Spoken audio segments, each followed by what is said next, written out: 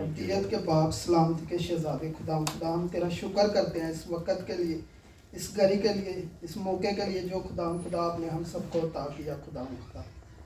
खुदा मैं इस लायक नहीं हूँ खुदा, लेकिन तेरा फजल है कि खुदा मैं तेरे कलाम में से पढ़ सकूँ और खुदा मुझे गाइड करना। खुदा तेरा पाक रो खुदा मेरे साथ हो खुदा मैं नहीं बल्कि तेरा पाक रो बोले खुदा मेरी दुआ को सुनना, कबूल करना, मंजूर करना मांगता हूँ तेरे प्यारे बेटे यीशु मसीह के नाम से। हम बनी कोरा का ये ज़बूर है और हम सीखेंगे सबसे पहले बनी कोरा कौन था और ये कहाँ से आया और इसका क्या किरदार है बाइबल मुकद्दस में। हम निकालेंगे गिनती की किताब उसका 16 बाब।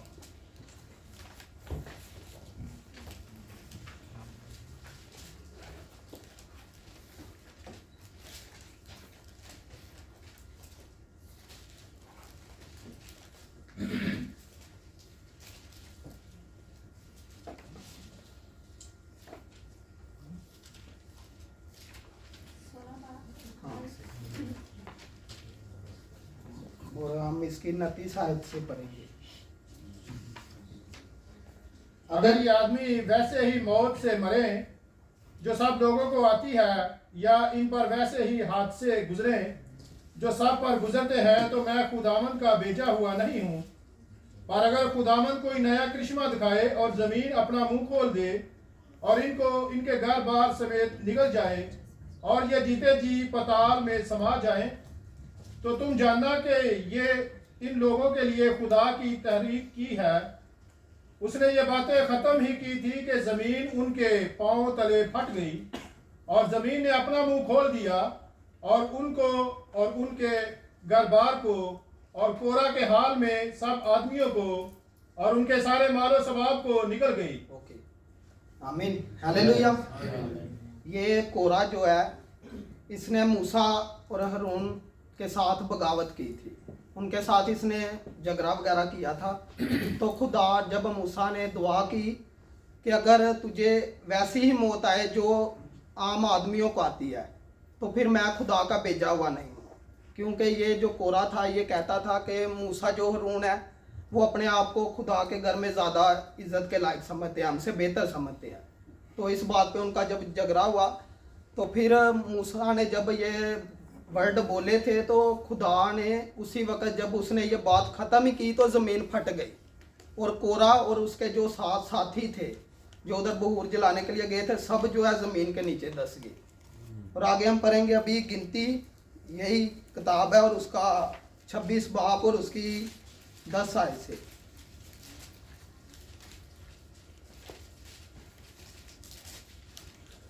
और जब उन 250 आदमियों के आग में भस्म हो जाने से वो फरीक नाबूद हो गया, उसी मौका पर जमीन ने मुंह खोल कर कोरा समेत उनको भी निगल लिया था और वो सब इबरत का निशान ठहरे, लेकिन कोरा के बेटे नहीं मरे थे। हालेलुया। ये जो ज़बूर हम पढ़ते हैं बनी कोरा का, ये एक शख्स नहीं है, ये उनके बेटे हैं। ये कोरा के बेटे हैं जिन्होंने ज़बूर लिखे हैं। ये उस मतलब जो इसके बाप दादा कर रहे थे ये उनके साथ तब नहीं थे, उनके साथ मतलब मिले हुए नहीं थे, उस झगड़े में शामिल नहीं थे, इसलिए ये बच गए थे बेटे उसके, जिसका हम ज़बूर पढ़ते हैं। और बाकी 250 जो साथ थे वो ज़मीन में ही धंस गए। अभी हम ज़बूर में से पढ़ेंगे।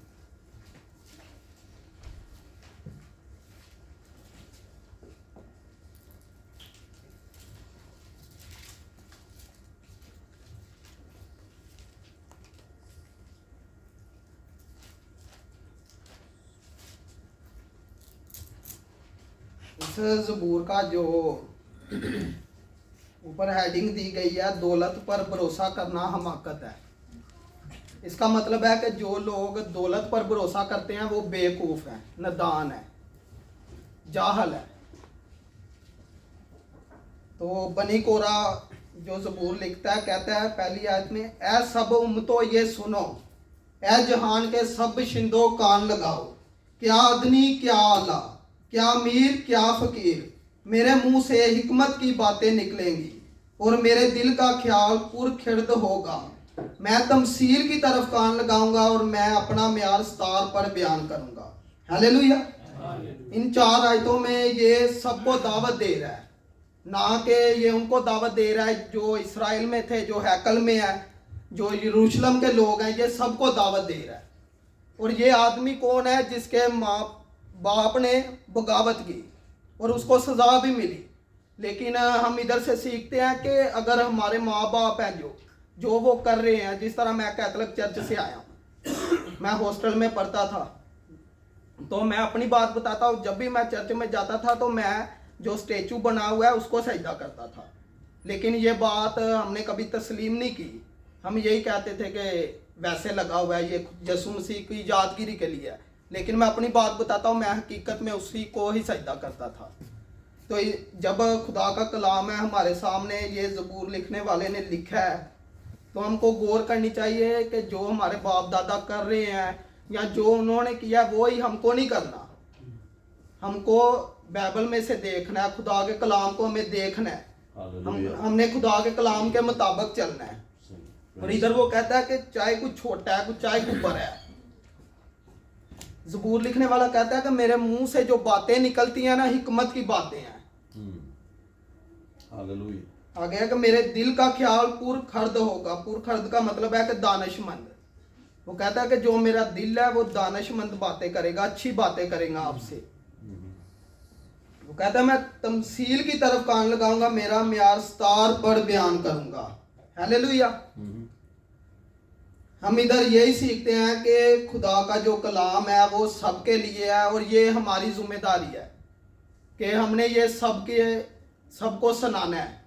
ये ज़बूर लिखने वाले ने ये कह दिया कि यार सब तो ये सुनो, ये सुनाना अभी हमारा फर्ज है। अभी हमने सुन लिया है ना, ये कलाम जो है सबके लिए है, तो हमारा फर्ज है कि ये हम सबको बताएं जो हमारे आसपास है। अगर हम इतने जीव इधर बैठे हुए हैं, इतने लोग हैं, हम एक एक को भी बताएंगे ना, तो वो आगे एक एक को बताएंगे तो बहुत बड़ा ग्रो हो सकता है, और ये हमारा फर्ज है। आगे हम पढ़ते हैं कि 5 आयत में लिखा हुआ है, मैं मुसीबत के दिनों में क्यों डरूं, जब मेरा ताकब करने वाली बदी मुझे घेरे हो। जो अपनी दौलत पर भरोसा रखता है और अपने माल की कसरत पर फक्र करता है, उनमें से कोई किसी तरह अपने भाई का फिदिया नहीं दे सकता, ना खुदा को उसका मुआवजा दे सकता है। हालेलुया। हालेलुया।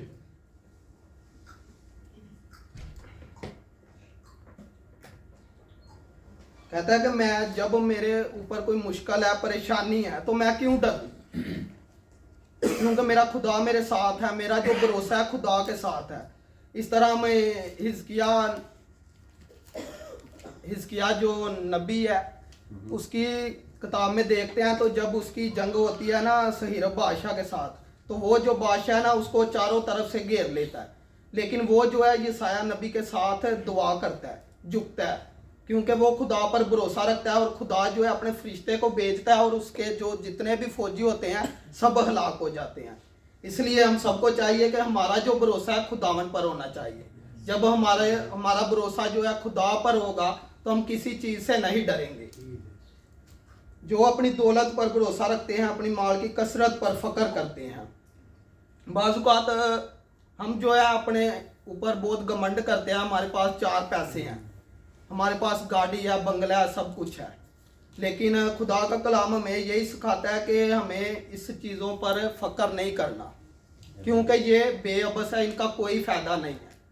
ये घास की मानद है जो हवा में उड़ जाएगा एक दिन। हम साथ में कुछ भी नहीं लेकर जा सकते, और कोई अपने भाई का फिदिया नहीं दे सकता, ना खुदा को उसका मुआवजा दे सकता है। अगर हमारा कोई भाई है वो गुनाह करता है, तो हम पैसों से उसका गुनाह छुपा नहीं सकते, क्योंकि वो खुदा है, उसकी नज़र से कुछ भी नहीं छुप सकता। ना ही हम खुदा को पैसे देकर खुदा को फंसा सकते हैं कि खुदा हमारी सिफारिश करेगा। वो ऐसा खुदा नहीं है, उसने हम सबको उसी ने दिया हुआ है सब कुछ। इसलिए एक हमारा भाई है जिसने हम सब का फिदिया दिया है। आपको पता है वो कौन है? हालेलुया। वो यीशु मसीह है। वाद यीशु मसीह ही है जिसने हम सब का फिदिया दिया हुआ है। हम गुनाह में थे, पाप में थे, लेकिन उसने अपनी जान दी। ताकि हम हलाक ना हो बल्कि हमेशा की जिंदगी पाए। आमीन। हालेलुया। हालेलुया। इसलिए हमको चाहिए कि हम हमेशा यीशु मसीह को हमेशा तकते रहें, हमारी नज़र उसकी तरफ ही लगी रहे, जो हमारा फिदिया जिसने दिया हुआ है ऑलरेडी, और वो आगे भी हमको बचाएगा। क्योंकि बाइबल मुकद्दस में लिखा भी हुआ है कि अगर तेरा बाप जो ज़मीन में है तुझको अच्छी चीज़ें देना जानता है, तो मैं जो आसमान पर हूँ तुझे क्यों ना अच्छी चीज़ें दूंगा। हालेलुया।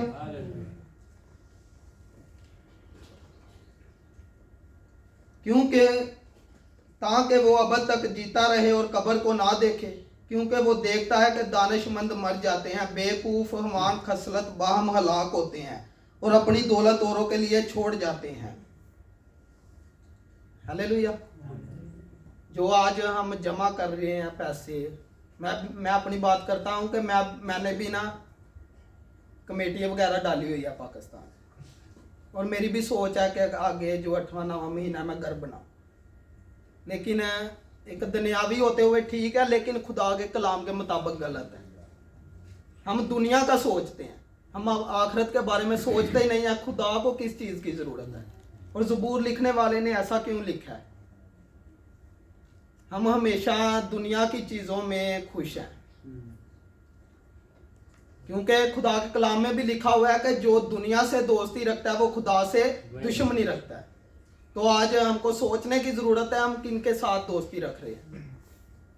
हम देखते हैं कि जिस तरह पहली आयत में लिखा हुआ है कि ये सब उम्मतों सुनो, अगर हम सबको सुनाने लगें तो हमारे लोग मुखालिफ होंगे या हमसे प्यार करेंगे? मुखालिफ होंगे ना। तो यीशु मसीह ने क्या कहा है कि मेरे नाम से लोग आपको बेइज्जत करेंगे। आज हम में से कोई भी बेइज्जत नहीं होना चाहता, क्योंकि हम सब चाहते हैं कि इज्जत। तो इसलिए ये जो कलाम है किस तरह फिर पूरा होगा। हमने हमेशा उन आयतों को पर फोकस करना है, उन आयतों को देखना है कि जो हमारे लिए नुकसान में भी हो। हमेशा हम वही आयतें पढ़ते हैं, वही देखते हैं जिसमें हमारा फायदा है, ना कि खुदा का। और जब हम ये कलाम लोगों को सुनाएंगे, जाहिर सी बात है कि वो हम पर बोलेंगे भी, यीशु मसीह के बारे में बोलेंगे। तो ऑलरेडी ये ना सोचे कि वो यीशु मसीह के बारे में बोलेंगे। यीशु मसीह खुद कहता है कि उन्होंने मुझे भी बोला है, वो आपको भी बोलेंगे। और ये हमको जुरत करने की ज़रूरत है कि हम ये जो कलाम है लोगों तक पहुँचाएं।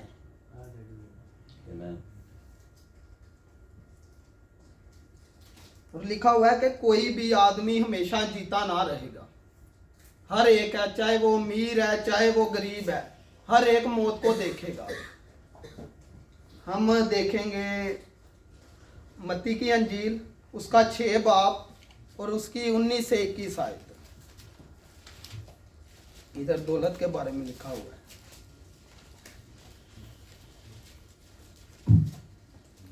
अपने वास्ते जमीन पर माल जमा ना करो, जहाँ कीड़ा और जंग खुराक करता है और जहाँ चोर नकाब लगाते और चराते हैं, बल्कि अपना माल आसमान पर जमा करो, जहाँ ना कीड़ा खराब करता है, ना जंग और ना वहाँ चोर नकाब लगाते हैं और चराते हैं। हालेलुया। हमें किधर माल जमा करना है? आसमान में। ये नहीं मतलब कि आपकी सैलरी आए और आप बोलो कि आसमान पे कैसे जमा करना है। आसमान पे जमा करने का मकसद ये है कि खुदा के कामों को करना, खुदा के लोगों के साथ अच्छे तरीके से रहना। अगर कोई मददगार है उसकी मदद करना खुदा को ये पसंद है, क्योंकि खुदा के कलाम में भी लिखा हुआ है कि मोहब्बत जो है सबसे अफजल है। और आज की जो मोहब्बत है वो पैसा है। तो अगर पैसे से भी मोहब्बत मिलती है तो पैसा लगाने से दरेग ना करें, मतलब कंजूसी ना करें। पैसा लगाएं अगर आपके पास है, मोहब्बत मिलनी चाहिए, क्योंकि खुदा ने हमें मोहब्बत करना सिखाया है। हालेलुया। तो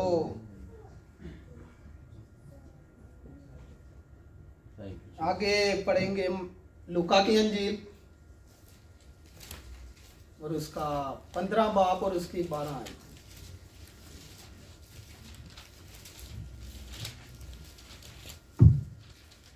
इनमें से छोटे ने बाप से कहा, ए बाप, माल का जो हिस्सा मुझको पहुंचता है मुझे दे दे। भाई 15 की 12 पर 12 की 15 पड़ेगी।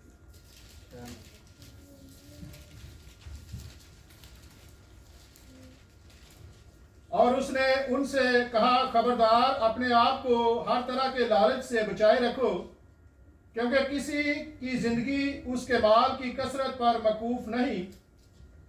और उसने उनसे एक तमसील कही कि किसी दौलतमंद की जमीन में बड़ी फसल हुई। बस वह अपने दिल में सोचकर कहने लगा कि मैं क्या करूं, क्योंकि मेरा यहाँ जगह नहीं जहां अपनी पैदावार भर रखूं। उसने कहा, मैं यूं करूंगा कि अपनी कोठियां डालकर उनमें भर दूंगा और उनमें अपना सारा अनाज और माल भर रखूंगा, और अपनी जान से कहूंगा, ऐ जान, तेरे पास बहुत बरसों के लिए बहुत सा माल जमा है, चैन कर खा पी खुश रह। हालेलुया। कि जो इंसान है वो क्या क्या सोचता है जब उसके पास माल आ जाता है। आगे ये जो हम 16 आयत में पढ़ते हैं ना, जब कोई मालदार हो जाए, जब उसके घर की हशमत बढ़े तो खौफ ना करे, क्योंकि वो मर कर भी कुछ साथ ना ले जाएगा, उसकी हशमत उसके साथ ना जाएगी। ख्वाह जीते जी वो अपनी जान को मुबारक कहता रहे, और जब तू अपना भला करता है तो लोग तेरी तारीफ करते हैं। हालेलुया। जो भाई ने अभी आयत पढ़ी है, उधर वो जो इंसान है उसके पास कितना माल हो गया है कि वो सोच रहा है कि मैं कोठियां बनाकर उधर माल जमा करूं। लेकिन हम आगे पढ़ते हैं तो खुदा कहता है कि अभी तू चला जाए, तू साथ कुछ भी नहीं लेकर जाएगा। इधर जब इंसान कोई अच्छे काम करता है तो उसकी ही तारीफ होती है। अगर खुदा के हम काम करेंगे तो वो हमारी तारीफ होगी, लेकिन वो भी दुनिया पे एक टेम्परेरी है, आर्जी है, वो ख़त्म हो जाएगी। जब हम मर जाएंगे तो वो ख़त्म हो जाएगी। जिस तरह कोई भी घर का आदमी है, चाहे उसने बहुत कुछ किया हो अपनी फैमिली के लिए, लेकिन जब वो मरता है, ज़्यादा से ज़्यादा लोग कितनी देर उसको याद करते हैं, एक दिन उसका नाम ख़त्म हो जाता है। इसलिए जो असली हमारा नाम है, जहाँ हम मुबारक हो सकते हैं, वो खुदा का घर है, क्योंकि यीशु मसीह ने खुद कहा है कि मैं आपके लिए घर बनाने जा रहा हूँ। तो यीशु मसीह ने हमारे लिए उधर घर बनाए हैं, हमें उधर जाने की तैयारी करनी चाहिए, ना कि दुनिया में। तो भी वो अपने बाप दादा की ग्रोह से जा मिलेगा और रोशनी को हरगिज ना देखेंगे। आदमी जो इज्जत की हालत में रहता है पुरखिर्द नहीं रखता, जानवरों की मानद है जो फना हो जाते हैं। जो आदमी इज्जत की हालत में रहता है वो दानिशमंद नहीं है, वो अक्लमंद नहीं है। एक दिन पास्टर जी ने भी कोई आयत बोली थी, जब आपकी कोई तारीफ करता है तो क्या बोलो कि आप पर हाय है, और जब हमारी कोई तारीफ करता है हम खुश होते हैं। लेकिन हमेशा जो तारीफ है खुदा की होनी चाहिए, जलाल खुदा के नाम को मिलना चाहिए। इस तरह लिखा भी हुआ है कि खुदा के जितने भी वादे हैं वो सब हाँ के साथ है, उसी के जरिया से आमीन भी हो, ताकि हमारे वसीला से उसका जलाल ज़ाहिर हो। हालेलुया। हमको खुदा का दुनिया में भेजने का मकसद यही है कि हम खुदा के नाम को जलाल दें। बाकी खुदा आप सबको इस कलाम से बरकत दे। God bless. आमीन।